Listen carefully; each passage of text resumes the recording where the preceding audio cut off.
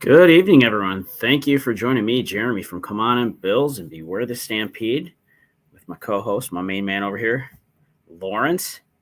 So thanks for joining us here on the Come On In Sports Network. And, man, crazy week. A lot going on in the football world. Everyone's going everywhere.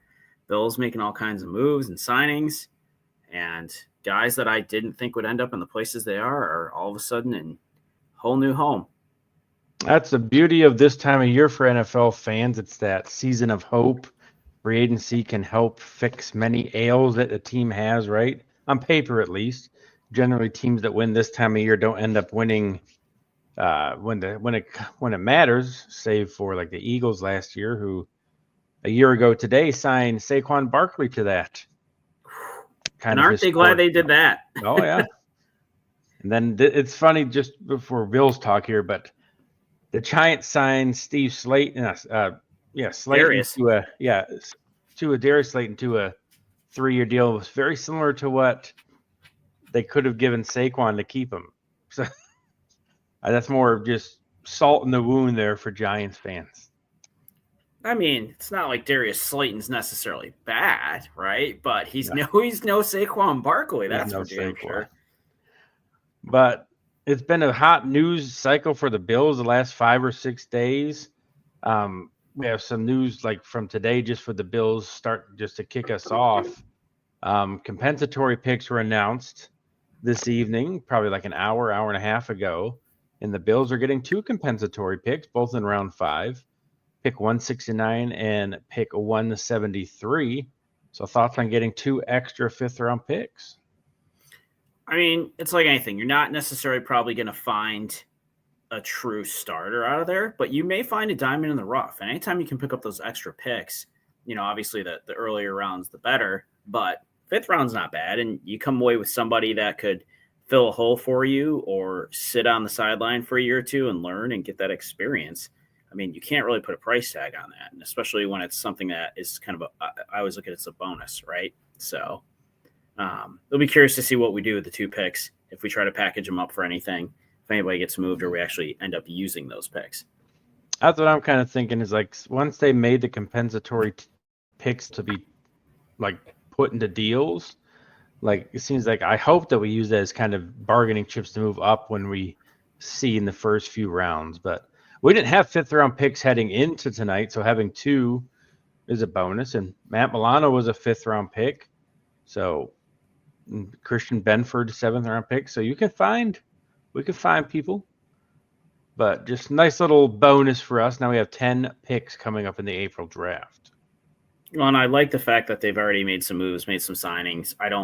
I mean, there's obviously spaces that we need to address and issues we need to address. But at the same point, I feel like we're not in a catastrophic position, right? You look at some of these teams around the NFL and you're like, wow, you need a quarterback.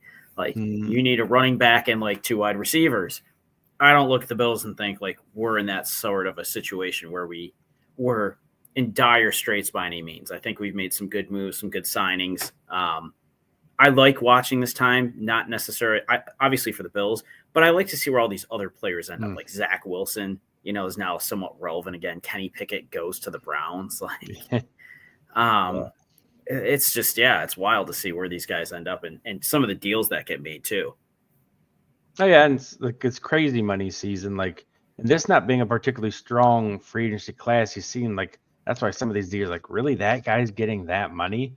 It reminds me of 5-6 years ago, when in the NBA where they had that big jump in the salary cap and the teams had to reach the floor.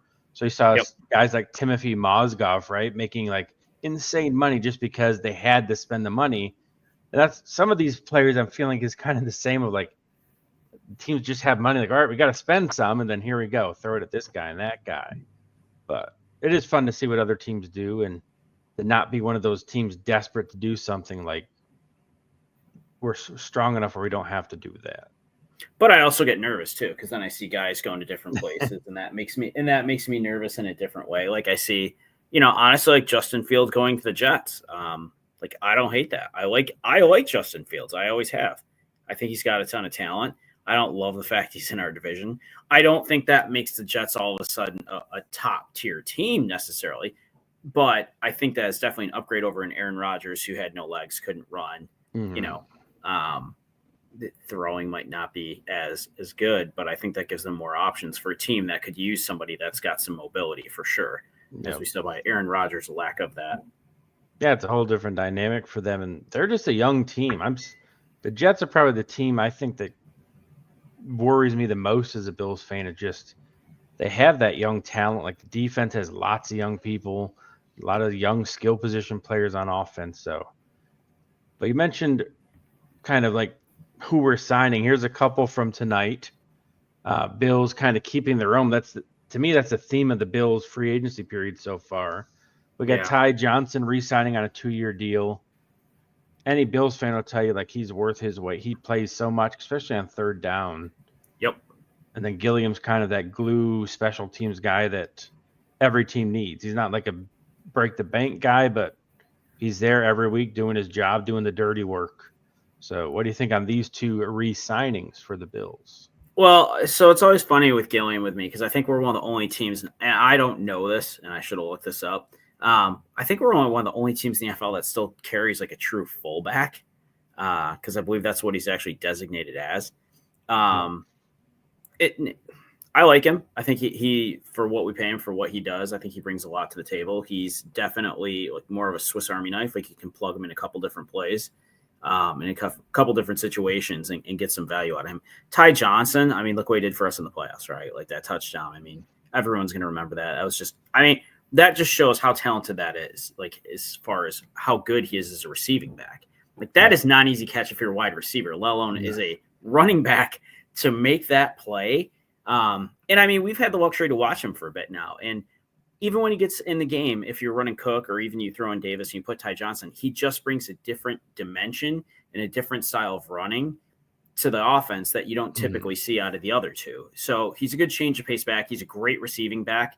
I don't think he's a true 3-down back necessarily in an offense, but we don't need him to be that. And that's not what he's designed to be in our offense. So I like both of these. I'm a big fan of if it's not broke, don't fix it, right? Like we've got a good offense for the most part. The team works well together, like try to keep these guys home. And honestly, a lot of times when we lose these guys, it costs us a lot more money to go pick them up somewhere else. And you bring those guys in and you don't know what you're getting. Like, you know what their stats are, but you know how they're going to fit in the locker room. You don't know how they're going to pick up the offense. So I was pleased about both of these moves. Yeah, but I think you can make the argument with the Bills running back room, top to bottom, like they've got to have one of the top 5 running back rooms in the league. You saw, you mentioned already what Ty Johnson can do, the playoff touchdown. I think of the start of that Detroit game where we were just targeting him. Like he's somebody that you have to account for. Ty Johnson, Ray Davis, a couple times he was able to put in for Cook. Like he had big games. And then obviously we all know what Cook did with his touchdowns and like yards this year. So like you said, if it ain't broke, don't fix it. And the Bills had an extremely potent running game last year with a 3-headed monster that really you lose one, you still got 2 really solid backs. So nothing wrong with either of those 2 signings. And they don't move the needle probably for people outside of Orchard Park. But for Bills fans who watch every game, they know like these 2 guys are important for the Bills moving forward. Well, and you just don't, and the other thing is with Ty Johnson, right? Like right now, kind of an insurance policy, right? Let's say things go south with Cook. Like, let's say he ends up going, we get rid of him. At least we know we have Ty Johnson, Ray Davis. Like you said, we know what we kind of have with him under the hood. We got to use him a decent amount this year. He actually did work in the offense more than I thought he was going to, especially by the end of the year. And I really liked him out of Kentucky. I've said that in shows before. He flew under the radar because he played for Kentucky, right? Not a team that many people are watching, not a teammate people are paying attention to. I Yep. feel that way. Same thing like with Shakir. You know, he played at Boise State. We pick up some of these guys that play for these schools that aren't on the map. They're not, you know, the Alabamas or the Oklahomas or Ohio States of the country. And I think the team in Bean has just a really good knack for picking out these talented kids from these smaller schools that just seem to take off. And, you know, I know we're going to talk about Blake Shakir, like great job picking him out of Boise State. And now we got him back for 4 more years for, I feel like a hell of a deal. I mean, I'm not mad at that at all. Let's just throw that up there then, since you bring it up. There we go. Shakir, 4 years, 53 million, 31 guaranteed. I mean, how can you look at this guy who's one of the top slot receivers in the NFL? And maybe he's not the top, but I would absolutely put him in the top 3 to 5. Yeah. Doesn't drop anything, makes somehow yards out of what should seemingly be a play that should be ended when he catches it, and somehow breaks free for another 10 or 15 yards every time, and is just a absolute reliable safety valve for Josh Allen anytime he needs him. And we're picking him up for that. I mean, for that price, like that's a no-brainer to me all day. And I love this deal too, because it doesn't strap us so much in cash that we can't do other things like we did this week in signing Josh Allen for a few more years, right? Like these types of deals gives us the opportunity to be able to do those things to keep us competitive. So I love that Shakir. He probably could have been greedier, and I'm sure he could have gotten more money than this, but this to me is a very team-friendly deal, and I love seeing this. Oh, 100%. And he's Josh's security blanket. Like, anytime we need a clutch moment, like in our head, I'm thinking, all right, Shakir, where is he? Yep. And that's been since his rookie year in limited plays. Like when he was given the chance from the get-go, he made plays. I remember that Miami playoff game his rookie year where nobody really knew what he was going to do. He had a couple real big catches, like right in the clutch, like middle of the field, all people all around him getting nailed. Like you said, he turns nothing into something all the time. Yeah. And the screens that he's able to bust 2 or 3 tackles, get out and get a first down.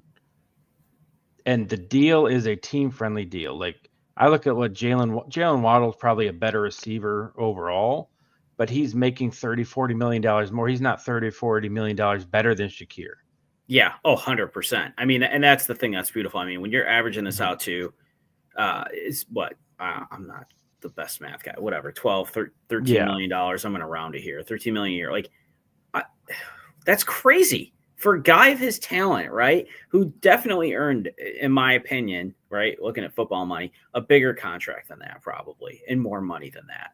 So to get him for that for 4 more years, I'm thrilled. I mean, and that takes care of a nice need, right? That gives us our slot receiver for the next couple of years. And, you don't expect him to necessarily put up a 100-yard game every week, but he's had those moments where he's put up, 90-yard games for 7, 8, 9 receptions. And that makes a huge difference in a game. And that's all with kind of everyone knowing he was our focal point last year. Yeah. Because Kincaid really, I mean, I love Kincaid, but I feel like I don't want to say he regressed. I don't know I just don't think he ever really recovered from his injury. Mm-hmm. I feel like he never really just kind of found like his rhythm from his rookie year. I'm not worried. People are like, oh, Kincaid, he's not that great. No, he's that good. He really is. He was great at Utah. I think he's still a phenomenal tight end. I love him matched up with Knox. I think that's just a solid tight end room.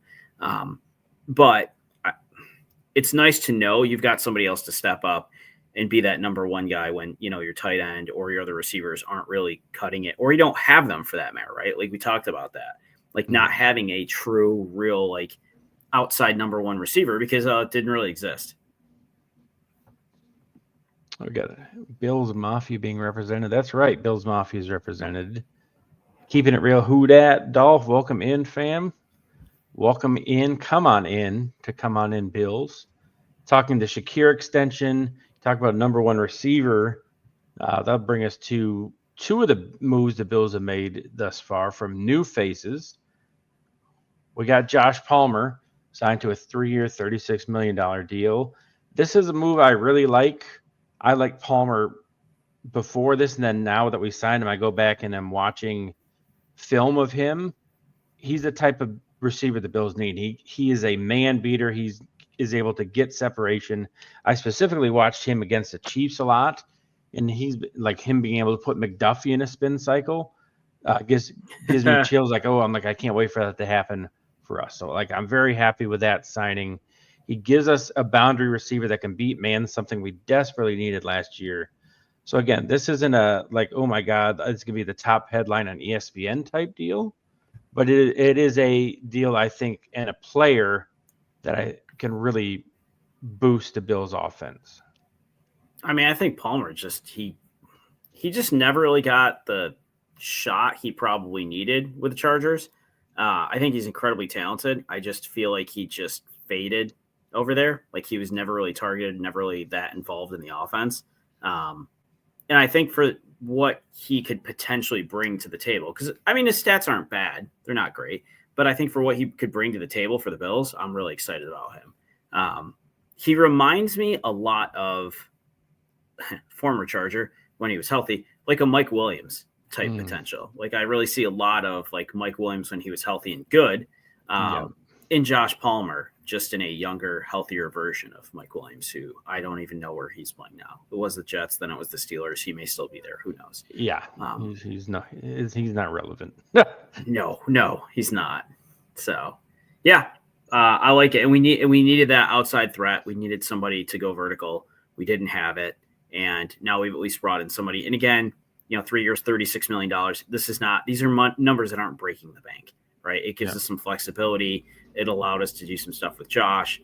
Like that's the best part, is not being strapped so tight that we're looking. And I will always refer back to them. The Browns, right? Like going and getting Kenny Pickett. Like they don't have anything. They have no room. They have no room. They have no money left. And it's like now you're just trying to plug holes with cheap options. There's a lot of wild and crazy things with free agency. Just names thrown around. I mean, Zach Wilson, that to me was like the craziest thing. Yeah, to Miami. What do you get? $6 million, I think they gave him. $6 million. Danny Dimes to the Colts to try to battle with AR. I don't hate that, actually. No. I don't hate that for a couple of reasons. I'll tell you why. I think AR is going to be the starter. I'm big on AR still. He's just a naturally gifted human being. The guy's huge, fast, strong.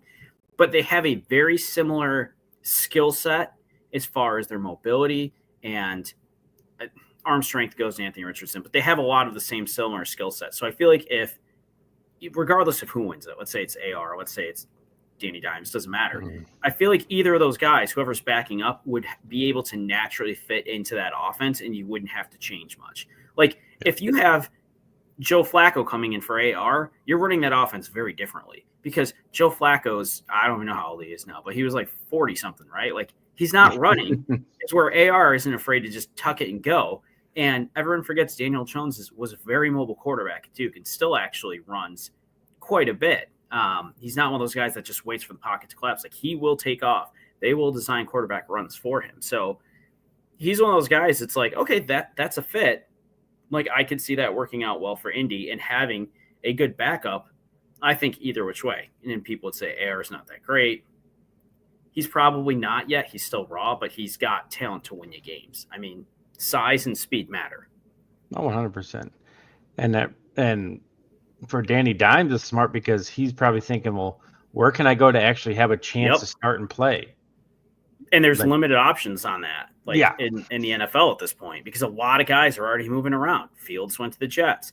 Vegas got their quarterback in Geno Smith. So it's like everyone's starting to shift around, and then Darnold goes to Seattle. So it's like there's only so many spots, and you've got backups like Sam Howell, who probably thought, great, maybe I'm going to get to start again. And then they bring in Sam Darnold. So he's, I feel bad for Sam Howell. I like him too. And one of the teams open for a quarterback they're not going to sign Danny Dimes back after that limited him too. I mean, unless they want him to play safety again, they could do that. Right. And then the Bills' other signing so far, Michael, I'm going to say Hote would be my guess on how to say that. Yeah, 3-year deal, right. 2 years effective. I'll let you kick this off, because in our pre-show lobby, you're talking about how you really like this signing. Give us your thoughts on Michael's fit with Buffalo. I love this kid. Everyone loves an underdog, right? Like, kid played at Brown. no one thinks of football and thinks Brown University, right? Goes undrafted, ends up getting on, as a practice player, ends up making it and starting and becomes a steadfast cornerstone for the Rams. I also like him from the perspective of the fact that he's Canadian, right? Like, you got Buffalo, like, we're right on the border of Canada. So like, I know he loves the fact of coming to Buffalo because, there's that whole connection with Canada because it is one of those teams that's well represented by our Canadian friends up north. It's fun when you see players excited to come to you, and not just because they're getting money or they get to keep playing, but because they genuinely want to be there, right? Like, and you can see that, like, he was posted on Twitter and, just talking about coming over. And like I said, a guy out of Brown that nobody thought anything of. And here he is now playing in the NFL, getting signed by the Bills and like a chance to win a Super Bowl and play with Josh Allen. Like, dude, that's pretty awesome. Like, you always hope for that as a player. I mean, I didn't play football in college, but I played lacrosse. It's like my cousin went pro. I would have liked to go pro, but it wasn't in the cards for me. But like, that's something you always dream of, like having that opportunity. And to be able to do that's pretty special and pretty limited. So, good piece to bring in, cheap piece to bring in. And I think he's going to be one of those fan favorites that people are just going to naturally gravitate towards, like some of those players we have on our team, like Reed Ferguson, guys like that you just embrace, right? And that's what I was gonna say. There's what I've seen from him, like, he seems like a perfect fit for what the Bills are gonna love.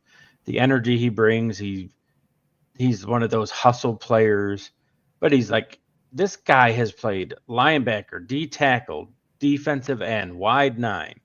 He came in at 300 pounds. They trimmed him down to 270, 260. Like, I see a highlight of him out on the perimeter covering DK Metcalf and breaking the pass up.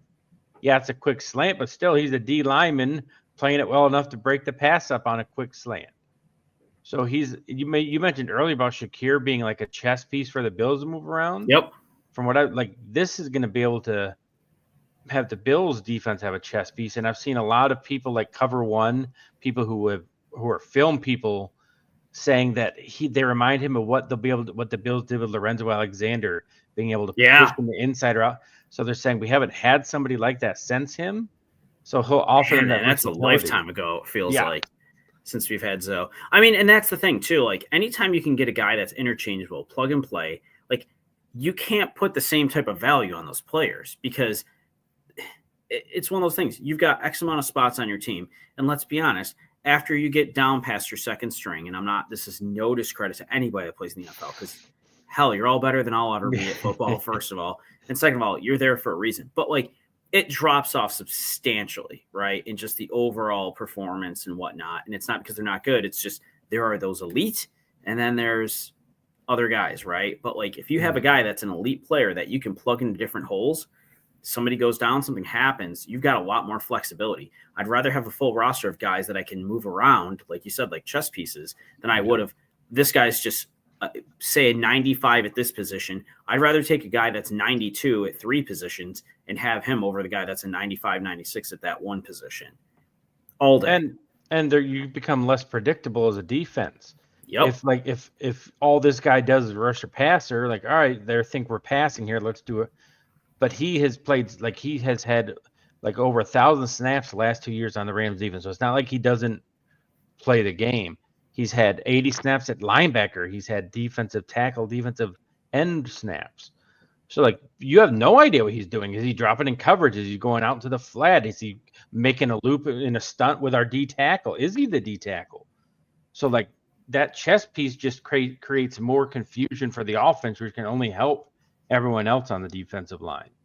And again, what I talked about earlier, what I love about a guy like this is a guy that never probably, honestly, at the end of the day, didn't think he'd probably get here, right? Like, he knew he was good, but to now be here and have that, like, guys like that, they don't take those moments for granted. Like, you realize you have a special opportunity in front of you that you've worked your whole life to get to. Those are the guys that I want on my team, right? Like, it's like the replacements, because I watched that the other day, R.I.P. Gene Hackman. But it's like he talks about, like, the most dangerous men are those that have, they're playing because there's no tomorrow. Like, for him, there was no tomorrow, essentially. And now that he's here and he's in the NFL, it's like, like just have at it, man. Have a day. Have a lot of days. So I mean, that's the two Bills so far free agent moves. But they were very active before free agency even started. We already talked to about the Shakir extension, and you already brought this up. Josh taking a deal to kind of put the Bills in better cap situation. For those who have not heard, here is Josh Allen's deal: 6 years, $330 million, $250 million of that guaranteed, ties Allen to Western New York until his age 34 season. First of all, that makes me very happy. I don't want Josh to be in any uniform other than a Bills one throughout his career. But like you said, cap space, like it's structured in a way that they can always go to him to create more cap space. So Josh, again, is showing that he took his money, but he's also smart enough to know, like, we need to have people around me to be able to win. So he didn't take the full bank like Shakir didn't. And I think that's to the betterment of the team overall. Well, unlike anything, I mean, we knew we were going to have to pay him at some point. Like that was always going to be in the cards, right? And I think we all thought we were crazy. I hate to say this guy's name because I don't like him, but Patrick Mahomes, right? When the Chiefs went and did, what was it, 10 years for $500 million, and everyone's like, well, that's crazy. Why would you do that? So it's like, you look at what the market starts to do, and the market just continues to get more expensive, and it's going to continue to, right? That's just the way it goes. It never regresses. It's never like, oh, we're going to start paying everybody, $10 million as opposed to 20. It's only going to continue to go up. So it's like, at some point, you want to try to lock some of these guys in sooner than later, because you don't want to have to end up eating that a couple years down the line. Now, granted, like anything, it's a risk. You don't know. He could get hurt. He could, not be able to play again. Like there's a lot that goes into that. But overall, with his, track record, his health, I mean, he's been on the field a ton. I don't know how many games he's missed over his career off the top of my head, but, and he's an MVP.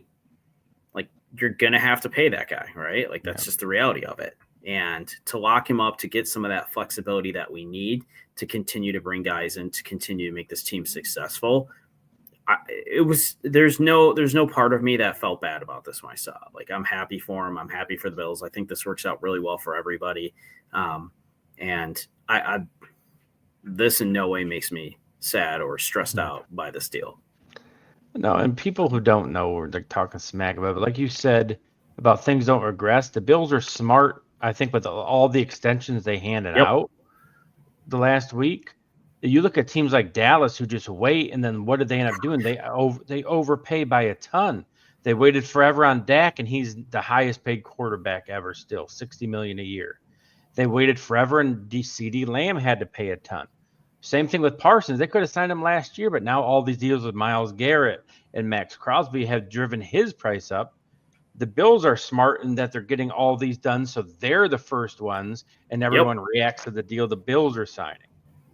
Well, set the market, right? Yeah. That's the thing. You want to be that team, set the market, set it where it is. And I mean, like you said with the Cowboys, now look at now you're in a cap crunch, right? You're probably not going to be able to keep Parsons, or you're going to have to get really creative with who you're signing and what you're doing. Like you can't afford to keep all these guys. The Browns did the Browns thing again, as they always do, right? Like I'm not saying they shouldn't pay Myles Garrett, but you just paid a guy $160 million that doesn't want to play for you. Really? Yep. And the Bengals too, I think, like someone posted last year at this time, they could have signed Hendrickson, Higgins, and Chase for way less than what they're going to have to pay now for all three, because they dug their heels in, like, no, we're not moving. And like you said, it's the NFL. Things only get more expensive.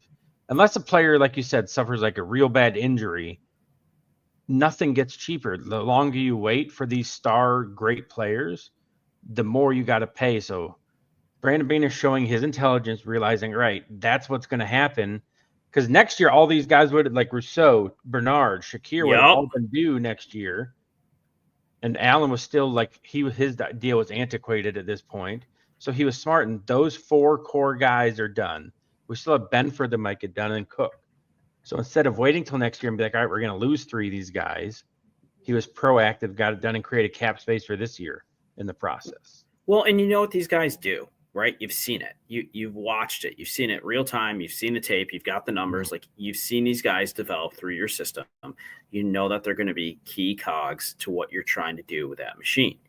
And to wait to sign them longer, like you said, like the Bengals, you're now screwing yourself because now you've had a franchise tag again, and you're going to end up losing one of your 2 top receivers. Like maybe they can sign them, but if you do, you are really going to be handicapped by those 2 contracts because the amount of money that's going to be tied up in those for years to come. And that's why it drives me nuts with some of these teams. It's like, well, they wait till we'll pick up your 5th year option, then we'll try and extend you. It's like, if you know in year 3 or 4 they're going to be good or they're going to fit, sign them then. Get them cheaper because they're going to take that deal knowing they have some guarantee 2-3 years from now, and you're going to end up paying more down the road most likely if you know they're already that good because they're probably going to continue to perform. Yeah, especially if they don't have that contract. Guys get fat and lazy after they sign. So, like, they're going to keep playing hard. They're going to do it. And then, like you said, you know who these guys are. It's not like you're drafting somebody. Apparently, like Tua. I saw there was something on Twitter today about Tua, like on some boat drinking beer, and apparently he was like way out of shape. Oh, well, good for him. I mean, hey, I'm not sad about that. If that's the case, like, have at it, man. I'll send you a case of some Labatt, and they don't get that down there, so we'll send some down there for him. If you want to get fat and lazy, Tua, we can hook you up. That's right. Open invitation. Feel free to reach out to us. We'll send you some beer. And we mentioned earlier about Shakir signing a team-friendly deal. We look at Bernard, 4 years, $50 million. Only half of that is guaranteed. Another, like, I think, really team-friendly deal, getting one of our only 2 captains from last year locked in. And I read an article by Ty Dunn, who does long-form writing on Go Long on Substack. Really great article on Bernard, like in his mindset, just like how he is, like, how can I help my team? How can I be better? Like that. That's why the Bills fans love him, is just they can see that he wants to be the best he can be, and like he puts it forward. So great deal for that, for the captain of the Bills defense. Yep. I mean, look at his numbers. 104 tackles, 2 receptions, 1 sack, and 1 fumble recovery. And you were getting him for $12.5 million a year. And he was hurt a lot of that. Like, he got hurt that second game of the year, and I think that hurt him for, even though he came back, like 6-7 games. Yeah, but honestly, I think part of that too is why we got him at the price we did, right? Like, I think we got a discount on that because of it, which I don't ever want anybody to get hurt. But at the same point, if it can save us a little bit of cash and we can get get a guy back that we know is going to be a good key piece and one of our captains for a good price because of it, like, that just a little bit worked out in our favor. But yeah, I mean, we saw what happened when he's not on the field too, right? And secondary right now is obviously pretty important, in our defense. So Groot. Thoughts on the Groot deal? I love Groot. I hate Miami. Like, I hate I hate Miami. Yeah. But man, I loved him in Miami, and I was so excited when the Bills signed him, and I'm still excited he's with the Bills. This to me, like, no brainer.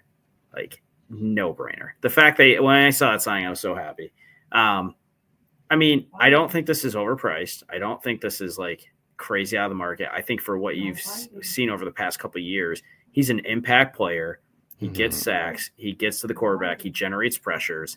Like, there's nothing I don't love about this contract. And he was one of those guys that I was like, if we don't sign him, I feel like this is going to come back to bite us somehow. Like, when we lost Tremaine Edmonds, I was like, well, okay, not like the worst thing in the world. Yeah. I feel like if we lost Groot, that was really going to hurt, because I also hate losing those guys that are homegrown, right? We bring them in and you see them really start to grow into the player they're going to become, and they can be, and then lose those guys to somewhere else. So I'm really glad he's not one of those guys.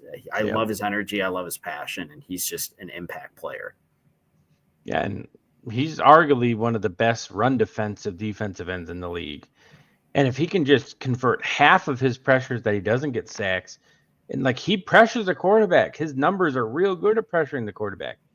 So he can, all he has to do is just close it. And but he also could get more help along the defensive line to turn some of those pressures into sacks.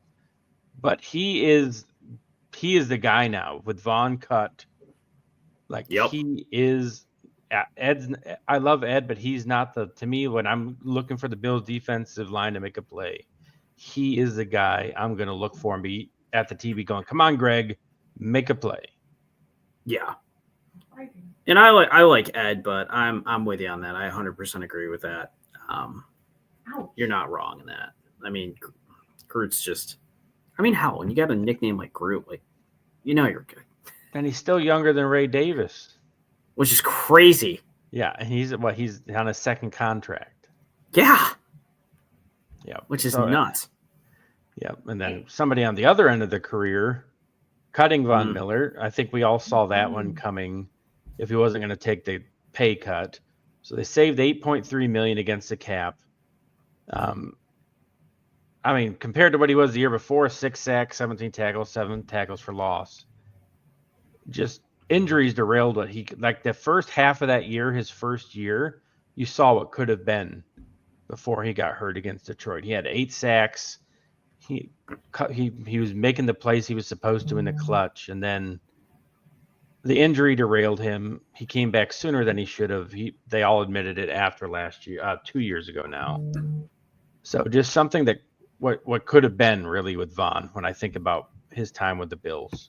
I mean, it was time. It didn't pan out the way we wanted. Let's be real. It was one of those. It was an experiment. It was an impact move. We thought it was going to generate more than it did, and it was a miss. I'm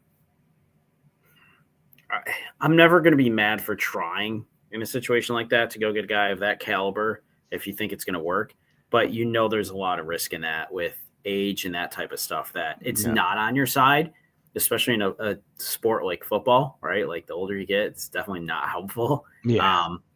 And it was a failed experiment, right? In the end, it's what it had to be. He wasn't terrible, but he wasn't the player that I think we were all hoping for in the end. God, no. That's the what if I think about is like him and Mac were both free agents at the same time. How different things could have been for the Bills if Mac had been the one that they signed. Yep. Ugh, I don't even think about it. Ugh. I know. Well, anyway. in the worst part of that is Mac, playing at Buffalo, right? Like, yes. So that's the other part that kills me too. Is like, dude, you literally could have brought that kid back home, and could have righted the wrong from not getting him in the first place. I mean, and look at how he's still continued to perform, right? Yeah. Yeah. And he's re-signed with the Chargers, right? Because he's been productive as opposed to getting cut 3 years later. And who knows what's going to happen with Von. I mean, I'm assuming somebody's going to take him, but the question is for what price and where are they willing to give up for him? Yeah, I mean, I wouldn't mind if the Bills brought him back, get like a very much discounted price, like just as his pressure rate was still pretty decent last year. Like he generated pressures at a decent clip, but not at the money he was making. So if you it'd have to be incentive, like almost all incentive based. And hey, I would take that as like a fourth defensive end for like, all right, you get 10 sacks. You're like, yeah, if you get 10 sacks, here's $5 million. Dude, I take that all day. Yep. Yeah. I mean, it's going to force him to be on the field and honestly work for it. Yeah.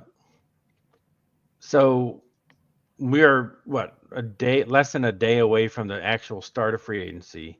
What do you see as the Bills' biggest need remaining that they need to get filled in some way?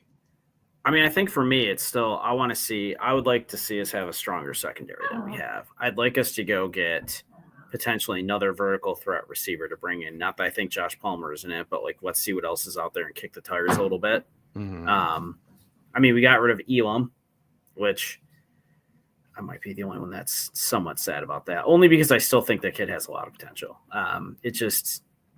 He killed us. He killed us when we needed him not to. He's still a Bill.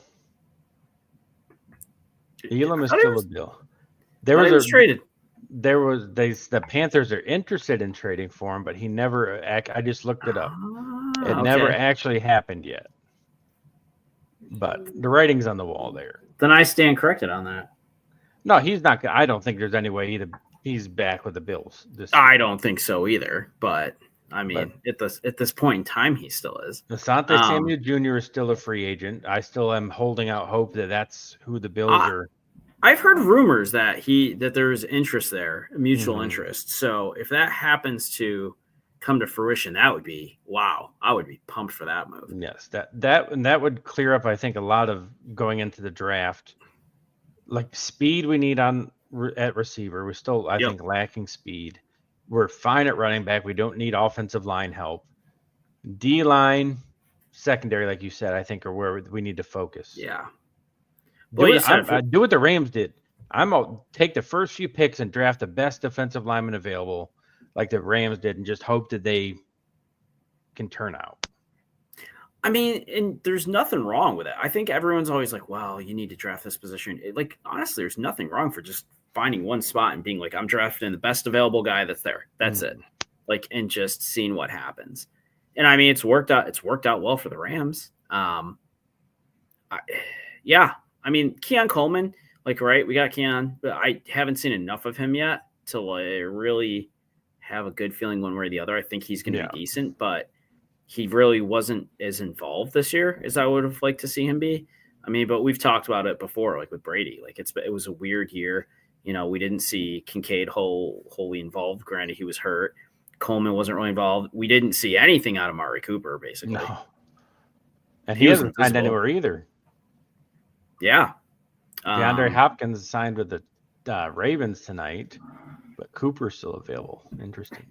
I wouldn't hate it if we went and got Cooper Kupp.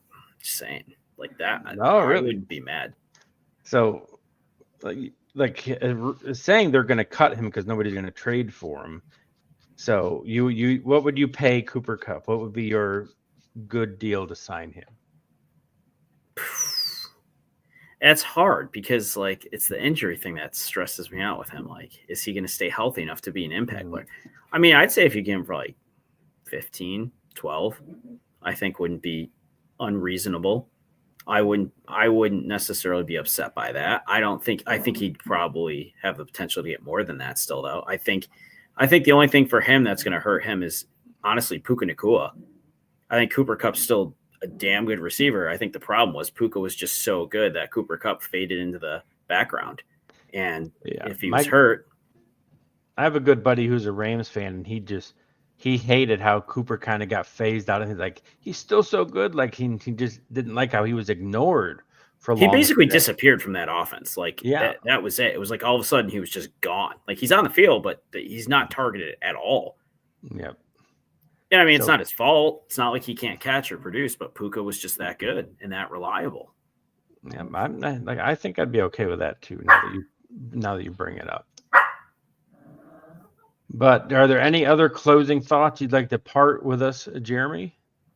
No, other than I love this. I love this time of year because I love seeing where all these guys go. I love seeing these crazy signings that it's somebody's going here, somebody's going there. This person's going to be the backup. Now they're the starter. It's if you told me Kenny Pickett was going to be a Brown yesterday, I would have been like, I don't think that's the Never case. would have thought that.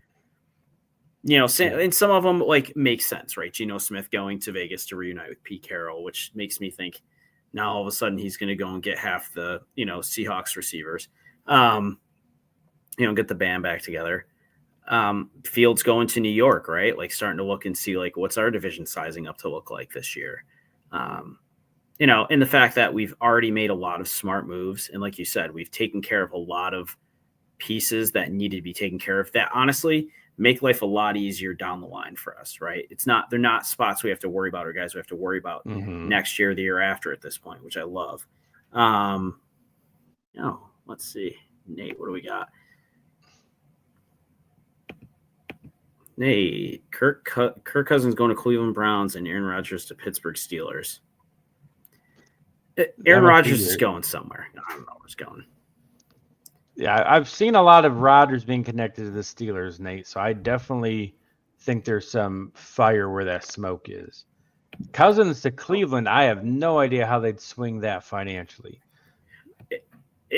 Atlanta would have to eat a ton of money, and I don't think they're going to do it.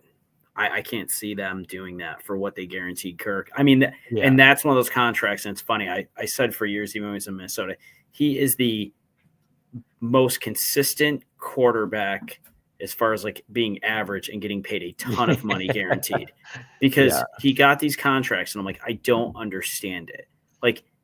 I still can't wrap my head around. Like he got these desperate teams at the right time to pay him all this money guaranteed, and I can't understand it. I could see Aaron Rodgers going to Pittsburgh, and if I was Pittsburgh and I could get Aaron Rodgers, I wouldn't be upset. Obviously, it's not going to be Fields, and Rodgers, as much as I don't like him, he can still sling a football. DK, you got Metcalf. I mean, you got Metcalf, Pickens. Yep, you got still like their defense is still their defense. Yep, you got Freiermuth. Like you got, I mean, you've got some good pieces there. Like that. It's funny because that team, I do look at Mike Tomlin, and Steelers fans might hate me for this, but like they gotta get rid of Mike Tomlin. I'm sorry. He's just an average coach, and he does well enough every year to get into the playoffs, and that's all he does. And at what point do you look at that roster and say, we've got talent on this roster, we're just not competing? Like you had Najee Harris, you had Warren, you had Freiermuth, like you had good pieces, and you just couldn't get past it. Yep, I've been on that train for a long time with Tomlin. And for me, just like you said, I don't think the Bills have any glaring needs. I think we have enough picks now, like they could really target specific players and positions in the draft by packaging a couple picks together to move up and get them. Okay. I'm still holding out hope they trade for Trey Hendrickson from the Bengals to really give a proven pass rusher. Imagine him and Groot aside from each other. That would be, lights out. I mean, that would be a tough get, though. I don't know what he's going to command, but I feel like that's going to be one of those you look at and you're like, oof, that's going to be a hefty price tag, I feel like. But that's my dream. That's my dream scenario, because then we have somebody who's proven in the NFL. But aside from that, I want the Rams style of draft. Just take a couple D linemen, take a cornerback in like the third round, and then just roll, and then BPA from there on out. Like, who's the best player, draft them. Yep. From that point on. But Nate said Kirk Cousins met with the Cleveland Browns GM owner. No clue how they can pay Kirk Cousins after paying Myles Garrett. They have absolutely no money. Yeah, I mean, the Browns did a Browns thing. Is they do every year somehow with somebody. They just continuously shoot themselves in the foot for 3-4 years further down the road. I mean, I have a lot of friends, because we have an office in Cleveland, that are Browns fans. I'm sad for them because they just – I mean, you just paid a guy $160 million that openly was like, I don't want to be on this team because they don't compete. And now you've paid him all this money, and you've got him in your locker room for the next 4 years. Like, that's not a good fit. That was not a good call. But, hey, not our franchise, so. Well, I mean, I just Googled it, and SI, the Atlanta Falcons Sports Illustrated one, the headline says Falcons quarterback Kirk Cousins likely going to Browns. I don't know how they can swing that. I don't know, because they have to, unless they're going to go over and just pay an exorbitant amount of money over the tax. Yeah. And look, I don't think Kenny Pickett's good. He's proven he's not really a great quarterback by any means. But you're already paying a ton of money to Watson still, who's not necessarily going to be healthy, and who knows what he's going to end up doing. You just brought in Kenny Pickett. Now, I don't think that's the worst move they could have done, because you got rid of DTR, and I think that's an upgrade. But I think, again, that's a low bar to clear. And then you're going to bring in Kirk Cousins? So how much money are you going to end up paying to your quarterbacks?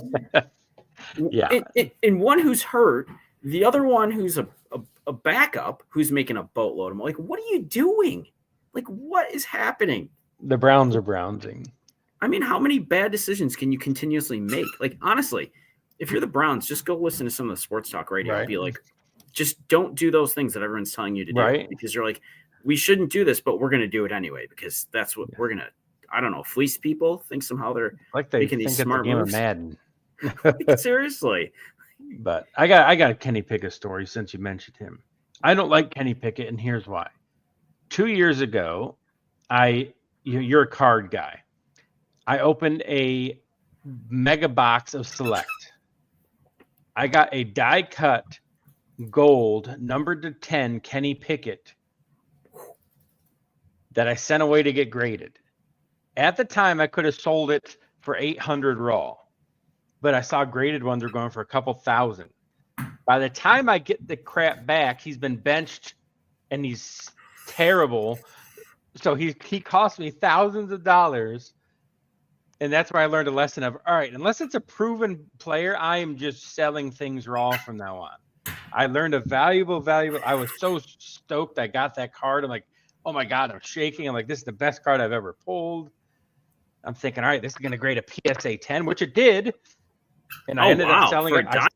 That's impressive. Yeah, I sold it last year, mind you, for 220. So I still got profit off of it, but still though that hurt. I had dreams of thousands of dollars. Like, all right, I'm gonna do this with the money. So I mean, imagine if it's a Jaden Daniels, right? Like, imagine if that was Jaden Daniels. Like, so Nate sounds like you stopped. I'm sorry, Nate, but you know how I'm feeling with that. Then no matter what Kenny Pickett does, I'm always having that in my heart of, you cost me thousands, man, because you just couldn't hold it together for a few months for me to get that PSA 10 rookie card back of you. PSA taking their sweet time. Yeah. Now I only send things of Josh that I'm going to keep. There you go. I mean, honestly, it's not a bad way to do it too. And because, you've got it and it's in the slab and, it's safe. And I'm keeping, I'm keeping Bill's cards. Anything else I'm selling and flipping. But anyway, I digress. That has neither here nor there, but just Kenny Pickett brings up those foul memories for me.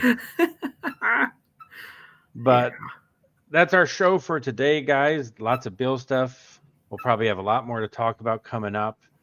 But for Jeremy, I am Lawrence. Nate, thanks for stopping in. Everyone who hung out with us during the show, thank you a lot. We'll catch you around on Come On In Bills, and go Bills. Go Bills.